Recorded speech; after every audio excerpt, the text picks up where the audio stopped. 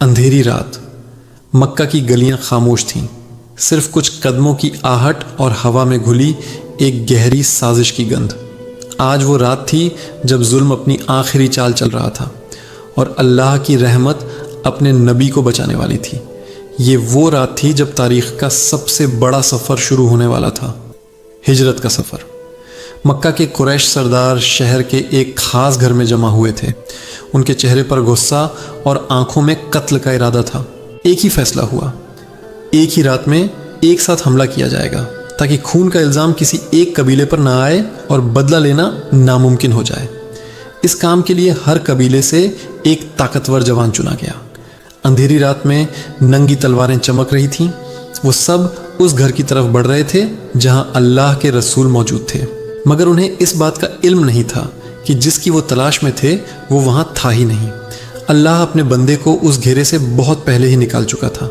نبی اور ان کے سب سے قریبی دوست ابو بکر مکہ کی گلیوں سے نکل چکے تھے۔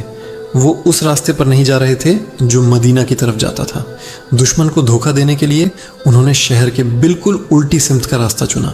ریگستان کی خاموشی، رات کا اندھیرا اور پیچھے چھوٹتا ہوا وہ شہر جہاں سے انہیں نکالا جا رہا تھا۔ ہر قدم ایک امتحان تھا۔ پیچھے موت ان کا پیچھا کر رہی تھی اور آگے صرف اللہ پر یقین تھا۔ گھنٹوں چلنے کے بعد وہ ایک پہاڑ کے پاس پہنچے جس کا نام تھا جبل سور، اور اسی پہاڑ کے بیچ میں ایک اندھیرا سا سوراخ تھا، غار سور۔ یہ وہی جگہ تھی جہاں اگلے 3 دن انہیں دنیا سے چھپ کر گزارنے تھے۔ غار کے اندر گھنا اندھیرا تھا اور باہر قتل کرنے والوں کے قدموں کی آہٹیں، تلواروں کے ٹکرانے کی آوازیں، غصے میں بھری سانسیں۔ ایسا لگ رہا تھا کہ بس کچھ ہی لمحوں میں دشمن ان تک پہنچ جائے گا، اور پھر اللہ کا وہ معجزہ ہوا جس کی مثال دنیا میں نہیں ملتی۔ ایک مکڑی نے حکم الہی سے غار کے منہ پر ایک مضبوط جالا بن دیا۔ ایک کبوتری نے ٹھیک اسی کے پاس آ کر انڈے دے دیے۔ منظر ایسا بن گیا جیسے اس غار کے پاس سالوں سے کوئی انسان آیا ہی نہ ہو۔ اندر 2 انسان تھے اور باہر قدرت کا بنایا ہوا حفاظت کا ایک نازک مگر مضبوط پہرا تھا۔ قریش کے لوگ ڈھونڈتے ڈھونڈتے غار کے منہ تک آ پہنچے۔ ان کی تلواریں ہوا میں تھیں، ان کی آوازیں اتنی قریب تھیں کہ غار کے اندر سے ان کے سائے بھی دیکھے جا سکتے تھے۔ ایک لمحے کے لیے حضرت ابو بکر پریشان ہو گئے۔ انہوں نے کہا، اے اللہ کے رسول، اگر ان میں سے کسی نے اپنے قدموں کی طرف بھی دیکھ لیا تو ہم پکڑے جائیں گے۔ اس مشکل گھڑی میں نبی نے جو جواب دیا وہ قیامت تک کے لیے ایمان والوں کے لیے سبق بن گیا۔ انہوں نے فرمایا، لا تحزن ان اللہ معنا، غم نہ کرو، بے شک اللہ ہمارے ساتھ ہے۔ اور پھر وہی ہوا جو اللہ نے چاہا۔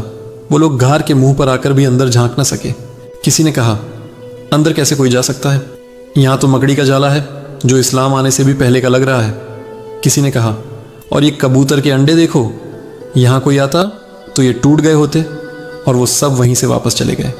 مکڑی کا ایک نازک جالا لوہے کی دیوار بن گیا۔ اللہ نے اپنا وعدہ پورا کر دیا۔ جب صبح ہوئی، سورج کی پہلی کرن اس غار پر پڑی۔ تاریکی چھونٹ چکی تھی اور ہر طرف ایک پرسکون روشنی تھی۔ رات کا خوف صبح کے سکون میں بدل چکا تھا۔ ہجرت کا سفر ابھی پورا نہیں ہوا تھا، مدینہ ابھی دور تھا، مگر اللہ کی حفاظت کا یہ معجزہ ہمیشہ کے لیے تاریخ میں درج ہو چکا تھا۔ غار سور کا یہ واقعہ ہمیں سکھاتا ہے کہ جب اللہ کسی کی حفاظت کرنا چاہتا ہے تو ایک معمولی مکڑی کا جالا بھی مضبوط قلعہ بن جاتا ہے، اور جب اللہ کا ساتھ ہو تو بڑے سے بڑا دشمن بھی صرف ایک سایہ بن کر رہ جاتا ہے جو آپ کو چھو بھی نہیں سکتا۔ ہجرت کی یہ پہلی رات اللہ پر توکل اور یقین کی سب سے بڑی مثال ہے۔ اگر آپ کو یہ کہانی پسند آئی تو ویڈیو کو لائک کریں اور ہمارے چینل کو سبسکرائب کرنا نہ بھولیں۔ شکریہ۔